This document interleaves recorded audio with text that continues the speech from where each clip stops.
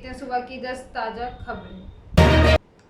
ललितपुर के थाने में रेप का आरोपी एसएचओ प्रयागराज से गिरफ्तार। यूपी के ललितपुर में सामूहिक दुष्कर्म की शिकार हुई किशोरी से थाने में रेप मामले में पुलिस ने ताबड़तोड़ कार्रवाई की है। बुधवार शाम को आरोपित एसएचओ को भी गिरफ्तार कर लिया गया है। वहीं एडीजी कानपुर जोन ने मामले की जांच डीआईजी झांसी को देकर 24 घंटे में रिपोर्ट मांगी है। पूर्व मुख्यमंत्री और सपा अध्यक्ष अखिलेश यादव पीड़िता से मिलने के लिए ललितपुर रवाना हो गए हैं। आरोप है कि पाली थाने के एसएचओ तिलकधारी सरोज ने किशोरी को बयान दर्ज करने के लिए बुलाया था। इस दौरान उसने थाना परिसर में बने अपने कमरे में किशोरी से एसपी ने आरोपी थाना अध्यक्ष को सस्पेंड कर दिया, साथ ही पूरा थाना लाइन हाजिर कर दिया गया है। प्रधानमंत्री मोदी ने आइसलैंड के पीएम से की मुलाकात। प्रधानमंत्री नरेंद्र मोदी ने बुधवार को आइसलैंड के प्रधानमंत्री कैटरीन से मुलाकात की। इस दौरान दोनों नेताओं ने व्यापार, ऊर्जा और मत्स्य पालन जैसे क्षेत्रों में सहयोग और द्विपक्षीय रिश्तों को बढ़ावा देने के तरीकों पर चर्चा की है। पीएम मोदी ने 3 यूरोपीय देशों की यात्रा के दूसरे चरण में मंगलवार को बर्लिन के कोपेनहेगन पहुंचे।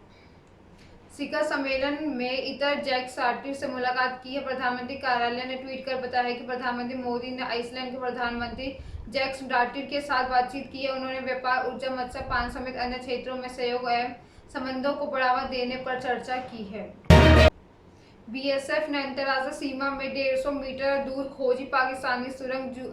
जम्मू कश्मीर के साबा में सीमा सुरक्षा बल के बीएसएफ की 48 बटालियन की सीमा चौकी चक फकीरा के क्षेत्र में एक पाकिस्तानी सुरंग का पता चला है। यहाँ सुरंग अंतर्राष्ट्रीय सीमा से सिर्फ 150 मीटर की दूरी पर है। ये पाकिस्तान पोस्ट चमन खुर्द से भी सिर्फ 900 मीटर की दूरी पर है। इसका पता तब चला है कि जब बीएसएफ की ओर से विशेष चेक-इन अभियान चलाया गया। सीमा पार से आए दिन आतंकी भारत में घुसपैठ की कोशिश करते हैं, इसके लिए वो कई बार सुरंगों का सहारा भी लेते हैं। इससे पहले भी कई बार बीएसएफ ने जम्मू के अलग अलग इलाकों में पाकिस्तानी सुरंगें खोजी थी। कठुआ के हीरानगर सेक्टर में भी अंतर्राष्ट्रीय सीमा के पास एक सुरंग का पता चला था। बीएसएफ के एक अधिकारी ने बताया था कि यह सुरंग आतंकियों की घुसपैठ की सुविधा के लिए सीमा पार से बनाई गई है। इस सुरंग की लंबाई करीब 150 मीटर थी। इस सुरंग में सीमेंट की बोरियां भी बरामद हुई।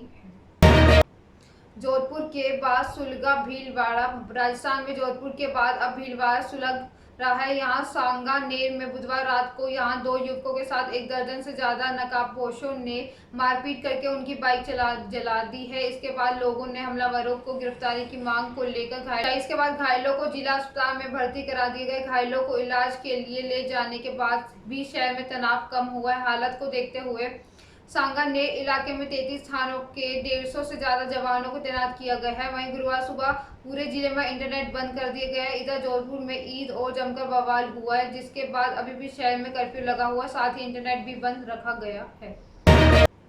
दिल्ली के एमसीडी स्कूल में छात्राओं का यौन उत्पीड़न। दिल्ली के भजनपुरा स्थित एमसीडी स्कूल में कथित तौर पर 2 लड़कियों के साथ यौन उत्पीड़न का मामला सामने आया। इसकी सूचना महिला आयोग के अध्यक्ष स्वाति मालीवाल ने अपने ट्वीट हैंडल में शेयर करी है। स्वाति मालवीय ने बताया है कि एक व्यक्ति दिल्ली के सरकारी स्कूल में दाखिल हुआ और कथित तौर पर लड़कियों का यौन उत्पीड़न किया। घटना 30 अप्रैल को दिल्ली के एमसीडी स्कूल में हुई है। सुबह के समय सभी छात्र प्रार्थना के बाद क्लास में टीचर का इंतजार कर रहे थे। तभी एक अज्ञात व्यक्ति क्लास में घुसा और 2 लड़कियों के कपड़े उतार थे। स्वाति मालीवाल ने अपने शिकायत में कहा है कि जब छात्रों ने पूरी घटना की जानकारी टीचर और प्रिंसिपल को दी तो उन्होंने चुप रहने और भूल जाने के लिए कहा। यूपी एटीएस के बांग्लादेशियों पर नजर। उत्तर प्रदेश में फर्जी दस्तावेज से भारतीय पहचान पत्र बनाकर घुसपैठ करने वाले बांग्लादेशियों की गिनती शुरू हो गई। एटीएस ने ऐसे लोगों की धरपकड़ के लिए योजनाबद्ध तरीकों से ही साथ ही इन्हें फर्जी दस्तावेज पर विदेश जाने के लिए पासपोर्ट और वीजा बनाने में मदद करने वाले विभागीय लोगों पर भी नजर रखना शुरू कर दे। यूपी एटीएस की टीम पिछले 1 साल में 30 बांग्लादेशियों को फर्जी दस्तावेज के माध्यम से घुसपैठ करने और कराने वालों को पकड़ चुकी है। एटीएस सूत्रों के मुताबिक करीब 1800 बांग्लादेशी अवैध तरीके से सीमा पार कर चुके हैं, जिनकी तलाश के लिए कई टीम लगाई गई। वहीं ADG law and order Prashant Kumar का कहना है कि एटीएस व पुलिस प्रदेश की सुरक्षा को लेकर लगातार सतर्कता में नजर बनाए हैं। लखनऊ के पुराने हनुमान मंदिर परिसर में चला बुलडोजर। लखनऊ के अमीनाबाद इलाके के पुराने हनुमान मंदिर परिसर में बने कॉम्प्लेक्स पर आज सुबह ही बुलडोजर चल रहा है। कॉम्प्लेक्स को 3 बुलडोजर से तोड़ा जा रहा है। नगर एलडीए के 50 कर्मचारी उसे ढहाने के काम में जुटे हैं। इस वक्त यहां पर नगर निगम एलडीए समेत 50 कर्मचारी मौजूद है। मौके पर भारी संख्या में पुलिस बल तैनात है। अमीनाबाद इलाके में पूर्व पार्षद विनोद सिंघल पिछले 6 महीने से लगातार नगर निगम के अधिकारियों को पत्र लिख रहे थे। विनोद सिंघल अपने शिकायत पत्र में लिखते रहे हैं कि यहाँ पर भू माफियों करोड़ों की जमीन पर निर्माण कर रहे हैं और इसको कोई रोक नहीं पा रहा है। गाजियाबाद में 24 घंटे में कोरोना के 111 नए केस। दिल्ली से सटे जिला गाजियाबाद में पिछले 24 घंटे के अंदर कोरोना के 111 नए केस दर्ज किए गए हैं। इसमें बच्ची की संख्या 19। गाजियाबाद में अब कोरोना के कुल एक्टिव केस 375 हो गए हैं। राहत की बात यह है कि एक भी मरीज अस्पताल में भर्ती नहीं हुए, सभी मरीज होम आइसोलेशन में और हालत भी एकदम ठीक है। पूरे अप्रैल में जहां कोरोना के 748 केस मिले थे, वहीं मई के शुरुआती 4 दिनों में यहां केस 253 हो गए थे। स्वास्थ्य विभाग के जिला सर्विलांस अधिकारी डॉक्टर आर.के. गुप्ता ने 10 अप्रैल से अब तक यहां 131 छात्र और 26 शिक्षक कोरोना संक्रमित मिले हैं। हालांकि इनमें से एक भी बड़ी संख्या वाले मरीज अब होम आइसोलेशन से बाहर भी। डेटा के अनुसार के.आर. मंगलम स्कूल, डीपीएस इंद्रपुरम और सेठ आनंद राम जयपुरिया स्कूल वसुंधरा में सर्वाधिक छात्र शिक्षक कोरोना संक्रमित मिले हैं। भारत पाकिस्तान के बीच अब नई जंग। जब भी भारत और पाकिस्तान की भिड़ंत होती है, खिलाड़ियों के प्रदर्शन पर बॉर्डर के दोनों तरफ निगाह टिकी रहती है। इंडिया पाकिस्तान के मैच से हर कोई किसी के इमोशन जुड़े होते। जीत के सिवाय दोनों देशों में पब्लिक अपनी टीम से कोई उम्मीद नहीं रखती। आप बाद में भले वर्ल्ड कप हार जाओ, लेकिन पड़ोसी से हार स्वीकार नहीं हो पाएगी।